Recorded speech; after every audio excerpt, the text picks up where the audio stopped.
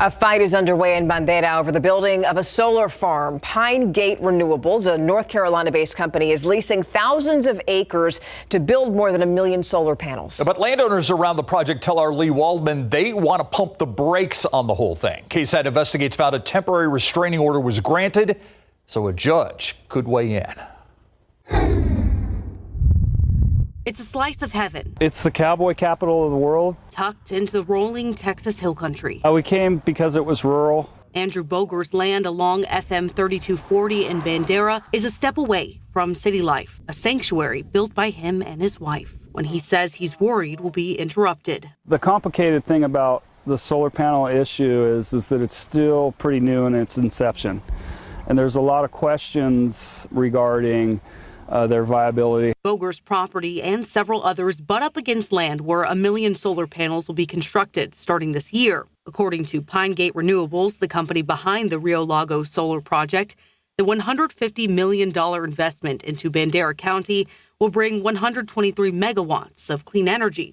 That's enough to power over 22,000 homes annually. Well, we feel like there's a couple issues there. Those issues are laid out in a temporary restraining order filed last month in Bandera. Boger and the other plaintiffs listed are asking for the court to intervene and make Gate Renewables provide documentation and answer their questions. The first being, what happens if the panels catch fire? Bandera does not have a fire department. It's a volunteer fire department. And if they do, who is going to be responsible for the cost to repair the damages left behind? At this point, the landowners around the Rio Lago solar project haven't seen insurance information or surety bonds. Boger says they're also concerned about water runoff from the solar panels that will flow into drainage ditches, tanks, and creeks. Once these two tanks fill up, it flows across and enters into Mud Creek, into a FEMA flood zone, and then makes its way on down into the Medina River. It's not a problem that's unheard of.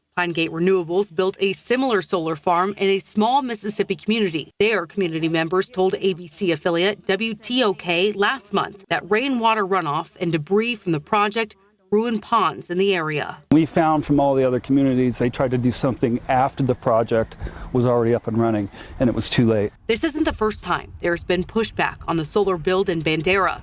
The Bandera Bulletin reported in February 2022, Bandera ISD unanimously voted against the solar farm's tax abatement application. Once they were turned down for public funding, they pretty much started privately planning without any oversight, in my opinion. Boger says ultimately they're not trying to stop this project from happening, but they'd like their concerns addressed and assurance this won't be harmful to the rural sanctuary they call home. We're hoping that the state, the county, the court will look at this and begin to put protocols in place that will protect people and protect the counties.